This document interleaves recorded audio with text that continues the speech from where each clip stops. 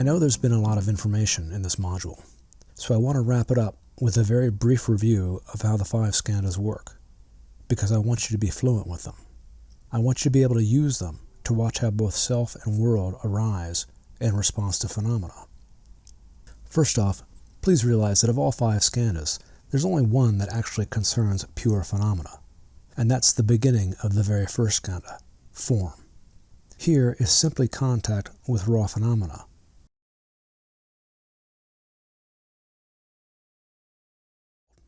The next 4 skandhas all have to do with mental processes that all arise from this first point of contact. So in the second skandha, there's aversion to phenomena, or attraction to it, or indifference. All 3 of these are mental reactions. They are software responses to the original hard phenomena. In the third skandha, the world gets divided up into meaningful pieces. The entire perceptual field in front of us gets cut up into a grid, and each of these squares gets a label or a name. This is the prerequisite for the fourth skandha, where all these named and identified pieces get assembled into concepts. Once we have these concepts, they start coming together into a storyline about what the world is. We think the world we are assembling out of our concepts is real, because we are moving through it and interacting with it. But the world that is actually going on refuses to follow our concepts, and all the drama and pushing and pulling that ensues becomes the psychological experience of yourself in the world.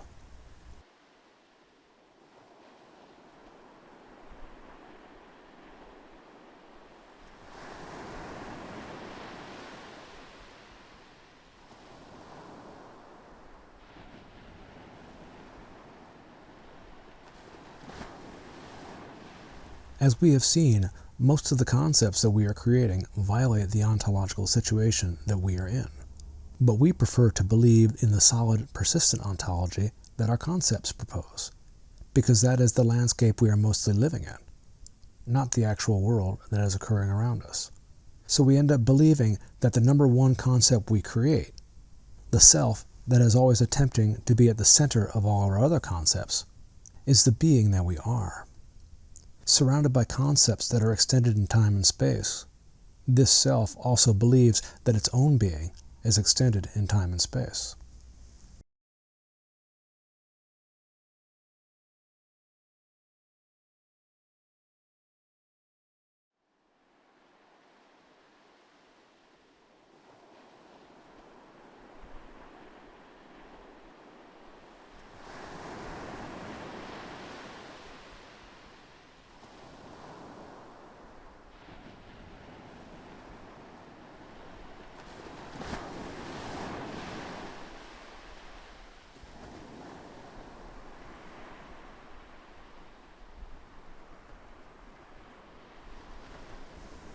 The world arises dependently and occurs as utterly complete moments.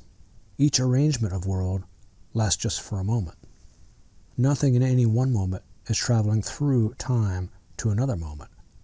But as long as we interact with our concepts instead of the world itself, our concepts will keep linking all these moments of world together into a narrative of a self in an extended world. The final result feels very real to us. We think there really is a continuous self moving through a solid world. But it is all really being generated from moment to moment.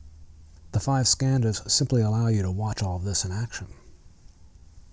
When you get fluent with the 5 skandhas, you can no longer ignore how both yourself and the world you feel you are in are all being generated from moment to moment. You catch yourself red-handed interacting with your own concepts.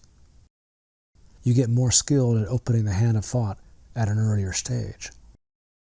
And so you spend fewer and fewer moments as your conceptual small self, lurching through a world that is not really there.